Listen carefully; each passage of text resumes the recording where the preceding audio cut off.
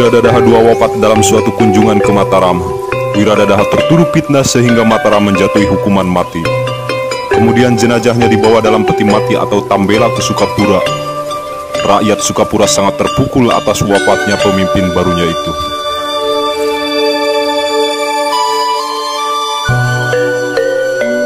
Menurut legenda masyarakat sekitar, kematiannya yang dibumbui oleh perselisihan dengan penguasa Mataram, sehingga pada saat itu makam dalam tambela tidak boleh diziarahi oleh orang-orang yang bekerja di pemerintahan.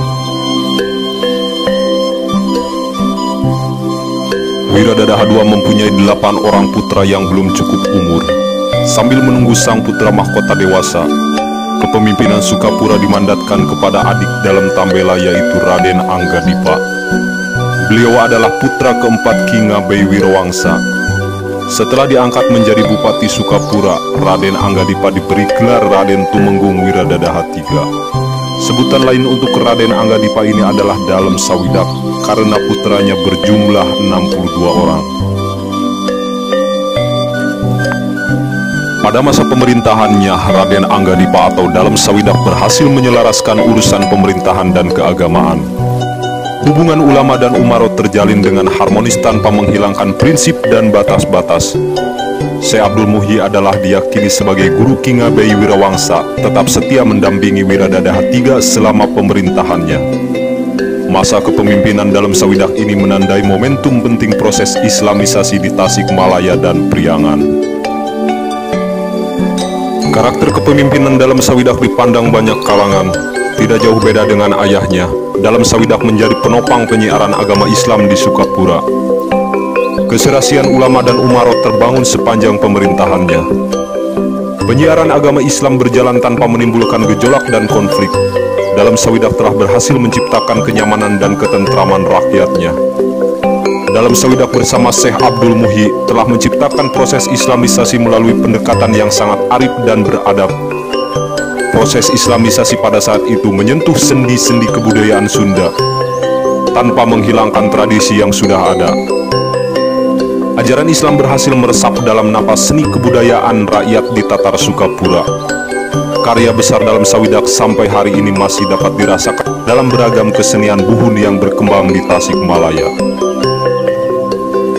Dalem Sawidak berhasil membangun tata pemerintahan Sukapura yang maju. Tata kelola pemerintahan berhasil mendorong kesejahteraan rakyat Sukapura. Pelayanan publik menjadi agenda utama kepemimpinannya. Semasa kepemimpinannya, secara administratif urusan pemerintah dibagi ke dalam 4 urusan. Kewenangan urusan pemerintahan didistribusikan kepada 4 patih yang juga putra-putranya, yaitu Raden Yudanagara sebagai patih ke-1 diberi kewenangan mengelola kesejahteraan dan keamanan negara.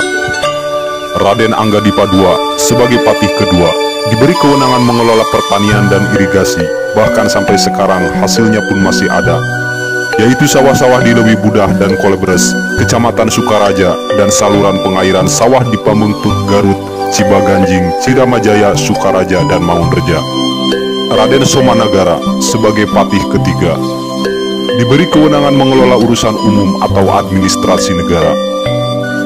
Dan Raden Indra Taruna sebagai patih keempat diberi kewenangan urusan keuangan dan penghasilan negara.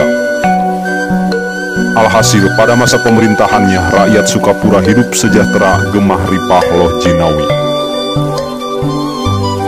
Pada tanggal 9 Mei 1726, Raden Anggadipa wafat pada usia lebih dari 100 tahun.